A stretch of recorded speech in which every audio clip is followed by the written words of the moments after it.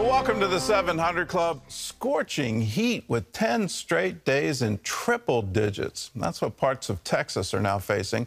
And it's not only in the Lone Star State. From coast to coast, tens of millions of Americans are experiencing extreme temperatures.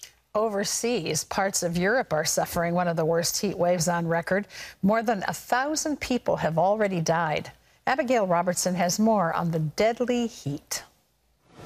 60 million people across the U.S. are expected to face temperatures in the triple digits in the coming days, in a heat wave covering coast to coast. We've never put out a 10-day forecast quite like this. A Houston station showed 10 days straight of 100 degrees or higher for the first time ever, with Dallas on track to break heat records. We'll be up around 108 to 109, and the record high as it stands, 110. Texans are being asked to conserve electricity and water, with looming concerns over the power grid's ability to handle the high demand. We're experiencing a stress on our system because of peak demands with peak weather conditions. In Arizona, a UPS driver collapsed at a customer's front door in 110-degree heat. UPS says he's okay. Overseas, high temperatures are causing dozens of out-of-control wildfires to spread across Spain, Portugal, and Greece. This harrowing video shows train passengers in Zamora, Spain, passing through fire on both sides. Officials in Spain and Portugal claim more than 1,100 people have died already as a result of the deadly heat. The UK issued its first ever extreme heat warning. We've never seen temperatures as high as this in the UK before. Famously stoic Buckingham Palace guards seen accepting water. Back here at home, a lack of grass and water are forcing cattle ranchers to sell their livestock, which could drive up beef prices at the grocery store. Reporting from Virginia, Abigail Robertson, CBN News. Well, if you are out in this heat, and I encourage you, please don't be out in this heat, but if you are, the number one sign that you're getting ready to have a heat stroke is you stop perspiring. So if there's no more perspiration, get into shelter, get into somewhere cooler, because your body is telling you you need it. Summertime power blackouts are becoming more frequent in America, and heat is not the only culprit. Ephraim Graham has that story from the CBN newsroom. Ephraim? Gordon, a new study predicts repeated blackouts are likely in as much as 2/3 of the United States this summer. Dale Hurd explains why it's happening more and more. The North American Electric Reliability Corporation warns that a hotter than usual summer will cause power failures throughout most of the western U.S. In the Midwest and parts of the South, the situation is even worse, with blackouts expected regardless of how hot it gets. Why does one of the most energy-rich nations in the world have power blackouts?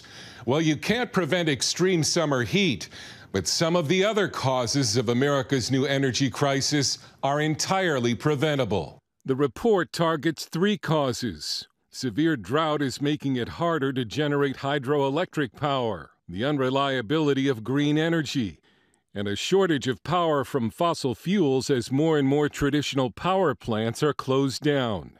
The head of the National Rural Electric Cooperative Association says green energy is not producing enough to cover the loss of fossil fuel power generation. And if you're going to go through any transition, whatever that may be, we need the 3 T's. We need time, we need improvement in technology, and we need a lot more electric transmission infrastructure to really make this work. Energy analyst Dr. Marlo Lewis says the government and the banking industry are essentially strangling the fossil fuel industry by demonizing it and driving capital and talent away from it. This has put a big damper on capital investment in oil companies, natural gas companies.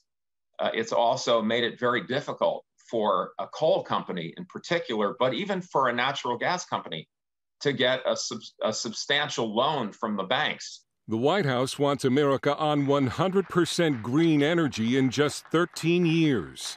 Europe is also moving toward all green energy, and they're worried about freezing this winter after nations have shut down many of their nuclear plants. And with their natural gas pipeline from Russia down for repairs, there are fears Vladimir Putin will turn off the spigot for good. Energy expert Larry Behrens warns that trying to fix the U.S. power grid now by going back to more fossil fuels might not be quick or easy. Even if the administration in Washington had a change of heart right at this moment and decided, you know what, we're going to build in redundancies so that we have affordable, reliable energy, at least as a backup, so that Americans don't lose power, it could take years to get back to that point, to build the plants needed and to get the wires needed because of the slow dismantling that they have done of the electric grid in the name of their ideology. The White House climate advisor, Gina McCarthy, has gone on record saying criticism of green energy should be censored. The tech companies have to stop allowing specific individuals over and over again to spread disinformation. But if the blackouts happen as predicted by the end of this summer, many Americans could be complaining about green energy. Dale Hurd, CBN News. Turning now to the latest in the war in Ukraine, where President Zelensky suspended 2 top officials from his own government. Ivan Bakanov, chief of Ukraine's security service and a longtime friend of the president, is out.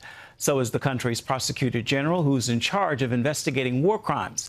Zelensky says they have not taken strong enough action to identify and remove Ukrainian officials who might be passing on information to the Russians. The president is also warning there could be hundreds of cases of treason and collaboration within his own government. Many Russians do not agree with their government's invasion of Ukraine. Some are doing what they can to help those suffering from the war. That's why one Russian professional tennis player volunteered with CBN to help Ukrainian refugees in Poland. Artem is a volunteer. He is a Russian helping Ukrainian refugees.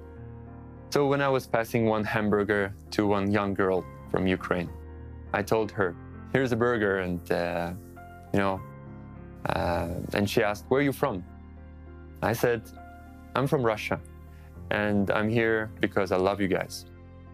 And she said, you know, that's good, but I don't love you. And at that point, I said, I understand you. I think that you have the right to say that because of what's happening in your country. And I'm so sorry for that. But, you know, God loves you. And, I would never want to see that thing happening. And in a few seconds, she looked at me and she said, you know, maybe you're the only person out of all Russians that I can love. Artem is a professional tennis player from St. Petersburg, Russia. When the war broke out in Ukraine, he went to Warsaw to help the Ukrainian refugees fleeing to Poland. God loves every single person, and especially the poor.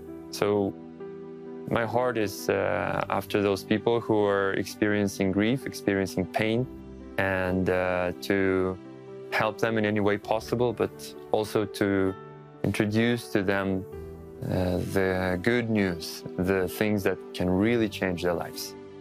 Artem volunteers with Orphans Promise and Operation Blessing. In addition to providing physical help to people, volunteers share the gospel in these refugee homes. In one home, 6 people were recently baptized after they gave their lives to Jesus. For that, Artem is very thankful.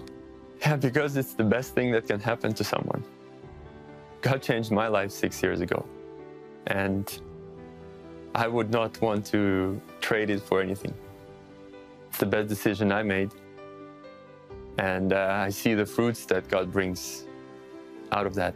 And when the person receives Jesus, when the person sees this new life and starts living as a disciple,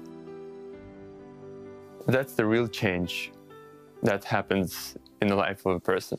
Artem says he understands the risk involved being a Russian helping the people of Ukraine, but he says he believes God has called him to be there for such a time as this. God puts us in extreme seasons sometimes, and this is the season where I believe He's calling people in, and He's asking us to be actively involved in His work. And I wouldn't want to trade this place for anything else right now. If tomorrow I see a Ukrainian in heaven and he or she says that they're there because of me, then I would be so honored. No better, no higher privilege than that. What a brave man. Hard to hate anyone when they're showing you love face to face. Gordon?